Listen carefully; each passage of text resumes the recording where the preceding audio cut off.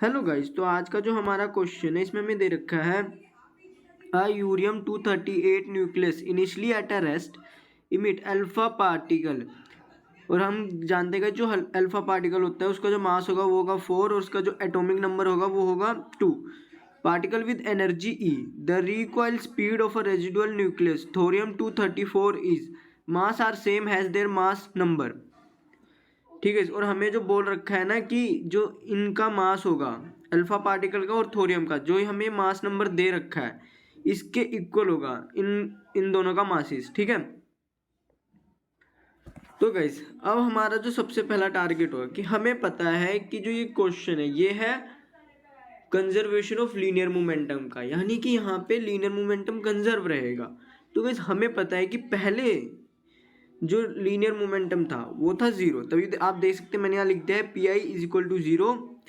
और यानी कि अब अगर law of conservation of linear momentum लग रहा है तो इसका मतलब हुआ कि जो फाइनल मोमेंटम है वो भी जीरो होना चाहिए, यानी कि जो हीलियम का और थोरियम का मोमेंटम होगा अगर हम उसका सम करेंगे तो उनका जो सम होना चाहिए ना वो जीरो होना चाहिए, तभी जो हमारा फाइनल लीनियर मोमेंटम होगा वो भी जीरो ही होगा। तो उससे पहले कैसे हमें क्या करना है, तो उससे पहले हम करेंगे कि जो हीलियम है ना हम उसका लीनियर मोमेंटम फाइंड आउट करेंगे। तो गैस उसके लिए हम ये वाला फॉर्मूला यूज़ करेंगे, क्योंकि गैस हमें जो क्वेश्चन में दे रखी है ना वो एनर्जी दे रखी है कि जो अल्फा पार्टिकल है ना वो इस एनर्जी से इमिट हो रहा है। तो गैस अगर ये इस एनर्जी से इमिट हो रहा है तो हम ये वाला फॉर्मूला यूज़ करेंगे लीनियर मोमेंटम निकालने के लिए हीलियम पार्टिकल का। और गैस ये वाला फॉर्मूला आप ना जब मॉडर्न फिजिक्स पढ़ेंगे उसमें आपको ये पता लगेगा कि इसको हमने कैसे ड्राइव किया है। तो गाइज यहाँ से जब हम हीलियम का लीनियर मोमेंटम निकालेंगे तो वो आएगा इतना आएगा गाइज 2 इंटू रूट 2E, क्योंकि गाइज आप देख सकते हैं कि यहाँ पे 2ME है, तो M हमें पता है कितना होगा वो 4 होगा, E को हम ऐसे रहने देंगे। 2 जब 4 से मल्टीप्लाई होगा तो हमारा 8 आ जाएगा, 8 को जब हम ई से मल्टीप्लाई करेंगे तो हमारा 8 ही हो जाएगा। और 8E का जो स्क्वायर रूट होगा वो होगा 2 इंटू रूट 3E। तो यहाँ से गाइस आप देख सकते हैं कि जो हमारा लीनियर मोमेंटम है वो भी आ गया है। अब गाइस हमारा जो क्वेश्चन में फाइनल टारगेट है वो है रिकॉइल स्पीड हमें फाइंड आउट करनी है थोरियम न्यूक्लियस की, ठीक है, जिसका मास है 234। तो गाइस अब हम कुछ नहीं करेंगे, हम पी थोरियम 234 की जगह लिख देंगे MB।